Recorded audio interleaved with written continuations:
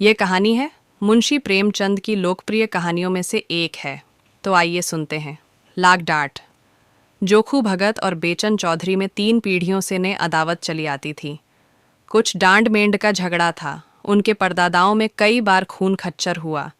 बाप दादाओं के समय से मुकदमेबाजी शुरू हुई। दोनों कई बार हाईकोर्ट तक गए। लड़कों के समय में संग्राम की भीषणता और भी बढ़ी, यहाँ तक कि दोनों ही अशक्त हो गए। पहले दोनों इसी गांव में आधे आधे के हिस्सेदार थे। अब उनके पास उस झगड़ने वाले खेत को छोड़कर एक अंगुल जमीन न थी। भूमि गई, धन गया, मान मर्यादा गई, लेकिन वह विवाद ज्यों का त्यों बना रहा। हाईकोर्ट के धुरंधर नीतिज एक मामूली सा झगड़ा तय न कर सके। इन दोनों सज्जनों ने गांव को 2 विरोधी दलों में विभक्त कर दिया था। एक दल की भंग बूटी चौधरी के द्वार पर छनती तो दूसरे दल के चरस गांले के दम भगत के द्वार पर लगते थे। स्त्रियों और बालकों के भी 2 दल हो गए थे। यहाँ तक कि दोनों सज्जनों के सामाजिक और धार्मिक विचारों में भी विभाजक रेखा खींची हुई थी। चौधरी कपड़े पहने सत्तू खा लेते और भगत को ढोंगी कहते। भगत बिना कपड़े उतारे पानी भी न पीते और चौधरी को भ्रष्ट बतलाते। भगत सनातन धर्मी बने तो चौधरी ने आर्य समाज का आश्रय लिया। जिस बजाज, पंसारी या कुंजड़े से चौधरी सौदे लेते, उसकी ओर भक्तजी ताकना भी पाप समझते थे। और भक्तजी की हलवाई की मिठाइयाँ, उनके ग्वाले का दूध और तेली का तेल चौधरी के लिए त्याज्य थे। यहाँ तक कि उनके आरोग्यता के सिद्धांतों में भी भिन्नता थी। भक्तजी वैद्यक के कायल थे, चौधरी यूनानी प्रथा के मानने वाले। दोनों चाहे रोग से मर जाते, पर अपने सिद्धांतों को न तोड़ते। जब देश में राजनैतिक आंदोलन शुरू हुआ तो उसकी भनक उस गांव में आ पहुंची। चौधरी ने आंदोलन का पक्ष लिया, भगत उनके विपक्षी हो गए। एक सज्जन ने आकर गांव में किसान सभा खोली। चौधरी उसमें शरीक हुए, भगत अलग रहे। जागृति और बढ़ी, स्वराज्य की चर्चा होने लगी। चौधरी स्वराज्यवादी हो गए, भगत ने राजभक्ति का पक्ष लिया। चौधरी का घर स्वराज्यवादियों का अड्डा बन गया, भगत का घर राजभक्तों का क्लब बन गया। चौधरी जनता में स्वराज्यवाद का प्रचार करने लगे। मित्र, स्वराज्य का अर्थ है अपना राज्य। अपने देश में अपना राज्य हो, वह अच्छा है कि किसी दूसरे का राज्य हो। जनता ने कहा, अपना राज्य हो वह अच्छा है। चौधरी, तो यह स्वराज्य कैसे मिलेगा? आत्मबल से, पुरुषार्थ से, मेल से। एक दूसरे से द्वेष करना छोड़ दो। अपने झगड़े आप मिलकर निपटा लो। एक शंका, आप तो नित्य अदालत में खड़े रहते हैं। चौधरी, हाँ, पर आज से अदालत जाऊं तो मुझे गौहत्या का पाप लगे। तुम्हें चाहिए कि तुम अपनी गाढ़ी कमाई अपने बाल बच्चों को खिलाओ और बचे तो परोपकार में लगाओ। वकील मुख्तारों की जेब क्यों भरते हो? थानेदार को घूस क्यों देते हो? अमलों की चिरौरी क्यों करते हो? पहले हमारे लड़के अपने धर्म की शिक्षा पाते थे, वह सदाचारी, त्यागी, पुरुषार्थी बनते थे।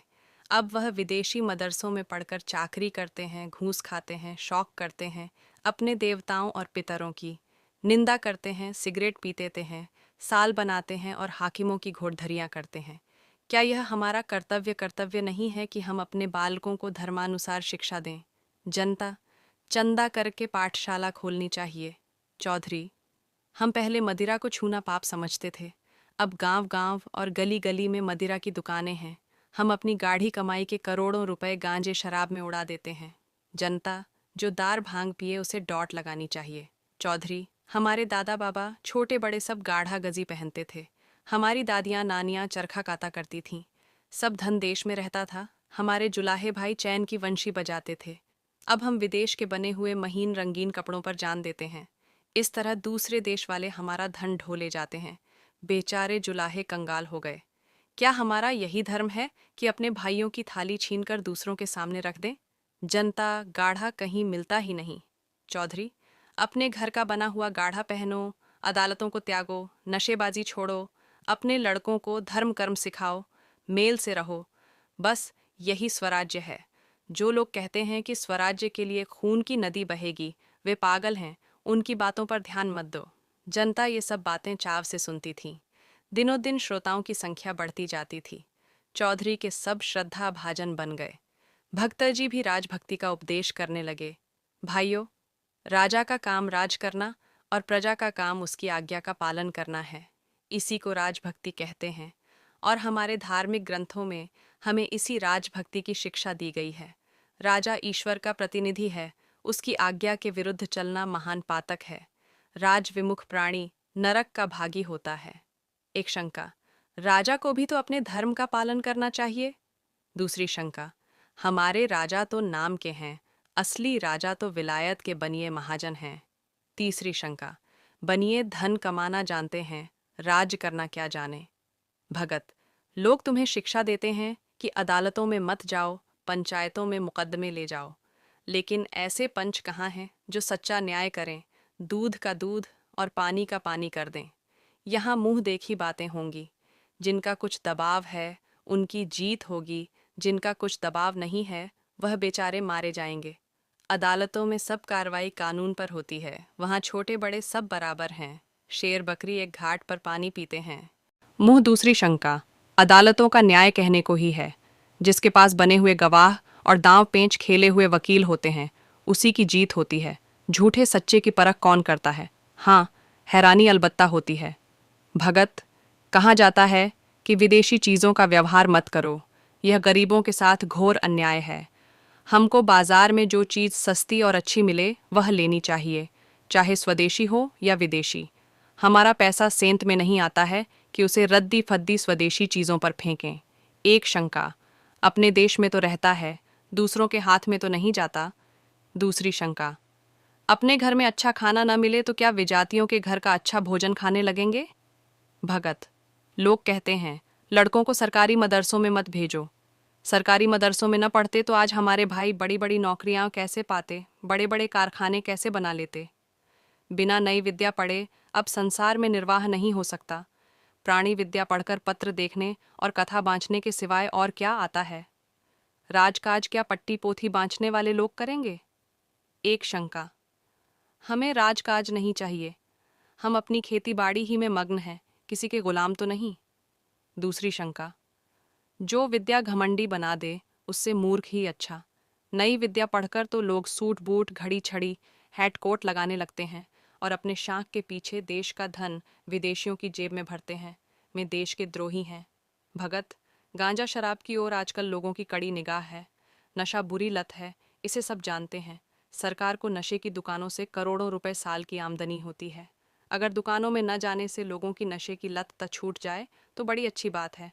वह दुकान पर न जाएगा तो चोरी छिपे किसी न किसी तरह दूने छांगूने दाम देकर सजा काटने पर तैमार होकर अपनी लत पूरी करेगा। तो ऐसा काम क्यों करो कि सरकार का नुकसान अलग हो और गरीब रैयत का नुकसान अलग हो, और फिर किसी किसी को नशा खाने से फामड़ा होता है। मैं ही एक दिन अफीम न खाऊं तो गांठों में दर्द होने लगे, दम उखड़ जाए और सर्दी पकड़ ले। एक आवाज़, शराब पीने से बदन में फुर्ती आ जाती है। एक शंका, सरकार अधर्म से रुपमा कमाती है, ये उचित नहीं। अधर्मी के राज्य में रहकर प्रजा का कल्याण कैसे हो सकता है? दूसरी शंका, पहले दारू पिलाकर पागल बना दिया, लत पड़ी तो पैसे की चाट हुई। इतनी मजदूरी किसको मिलती है कि रोटी कपड़ा भी चले और दार शराब भी उड़े? माँ तो बाल, बच्चों को भूखों मारो या चोरी करो, जुआ खेलो और बेईमानी करो। शराब की दुकान क्या है? हमारी गुलामी का अड्डा है। चौधरी के उपदेश सुनने के लिए जनता टूटती भी, लोगों को खड़े होने की जगह भी न मिलती। दिनों दिन चौधरी का मान बढ़ने लगा। उनके यहाँ नित्य पंचायतों में राष्ट्रोन्नति की चर्चा रहती। जनता को इन बातों में बड़ा आनंद और उत्साह होने लगा। उनके राजनैतिक ज्ञान की वृद्धि होने लगी। वह अपना गौरख और महत्व समझने लगे। उन्हें सत्ता का अनुभव होने लगा। निरंकुशता और अन्याय पर अब उनकी तैयारियां चढ़ने लगीं। उन्हें स्वतंत्रता का स्वाद मिला। घर की रुई, घर का सूत, घर का कपड़ा, घर का भोजन, घर की अदालत, न पुलिस का भय, न अमला की खुशामद, सुख और शांति से जीवन व्यतीत करने लगे। कितनों ही ने नशेबाजी छोड़ दी और सद्भावों की एक लहर सी दौड़ने लगी। लेकिन भक्ता जी इतने भाग्यशाली न थे। जनता को दिनों दिन उनके उपदेशों से अरुचि होती जाती थी। यहाँ तक कि बहुधा उनके श्रोताओं में पटवारी, चौकीदार, मुदर्रिस और इन्हीं कर्मचारियों के मित्र के अतिरिक्त और कोई न होता था। कभी कभी बड़े हाकिम भी आ निकलते और भक्त जी का बड़ा आदर सत्कार करते। जरा देर के लिए भक्त जी के आंसू पहुँच जाते, लेकिन क्षण भर का सम्मान आठों पहर के अपमान की बराबरी कैसे करता। जिधर निकल जाते उधर ही उंगलियां उठने लगतीं। कोई कहता खुशामदी टट्ट है, कोई कहता खुफिया पुलिस का भेदी है। भगत जी अपने प्रतिद्वंद्वी की बड़ाई और अपनी लोकनिंदा पर दांत पीस पीस कर रह जाते थे। जीवन में यह पहला ही अवसर था कि उन्हें सबके सामने नीचा देखना पड़ा। चिरकाल से जिस कल मर्यादा की रक्षा करते आए थे और जिस पर अपना सर्वस्व अर्पण कर चुके थे, वह धूल में मिल गई। महदाहमय चिंता उन्हें एक क्षण के लिए चैन न लेने देती। नित्य समरना सामने रहती कि अपना खोमा हुआ सम्मान क्यों कर पाऊं, अपने प्रतिपक्षी को क्यों कर पददलित करें, कैसे उसका गरूर तो हूं। अंत में उन्होंने सिंह को उसी की माद में पछाड़ने का निश्चय किया। संध्या का समम था। चौधरी के द्वार पर एक बड़ी सभा हो रही थी। आसपास के गांव के किसान भी आ गए, हजारों आदमियों की भीड़ भी। चौधरी उन्हें स्वराज्य विषमक उपदेश दे रहे थे। बार बार भारत माता की जय जयकार की ध्वनि उठती थी। एक ओर स्त्रियों का जमाव था। चौधरी ने अपना उपदेश समाप्त किया और अपनी जगह पर बैठे। स्वयंसेवकों ने स्वराज्य फंड के लिए चंदा जमा करना शुरू किया कि इतने में भक्त जी न जाने किधर से लपके हुए आए और श्रोताओं के सामने खड़े होकर उच्च स्वर में बोले, भाइयों, मुझे यहाँ देखकर अचरज मत करो, मैं स्वराज्य का विरोधी नहीं हूँ। ऐसा पतित कौन प्राणी होगा जो स्वराज्य का निंदक हो लेकिन इसके प्राप्त करने का वह उपाय नहीं है जो चौधरी ने बताया है और जिस पर तुम लोग लट्ठ हो रहे हो। जब आपस में फूट और रार है, पंचायतों से क्या होगा?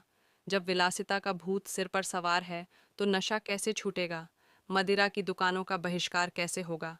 सिगरेट, साबुन, मोजे, बनीमान आदि तंजेब से कैसे पिंड छूटेगा? जब रोब और हकूमत की लालसा बनी हुई है तो सरकारी मदरसे कैसे छोड़ोगे? विधर्मी शिक्षा की बेड़ी से कैसे मुक्त हो सकोगे? स्वराज लेने का केवल एक ही उपाय है और वह आत्मसंयम है। महिमहोषधि तुम्हारे समस्त रोगों को समूल नष्ट करेगी। आत्मा को बलवान बनाओ, इंद्रियों को साधो, मन को वश में करो।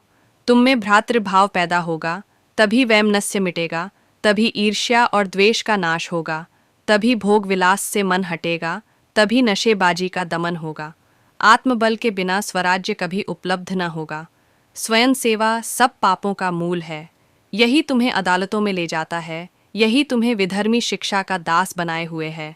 इस पिशाच को आत्मबल से मारो और तुम्हारी कामना पूरी हो जाएगी। सब जानते हैं, मैं 40 साल से अफीम का सेवन करता हूँ।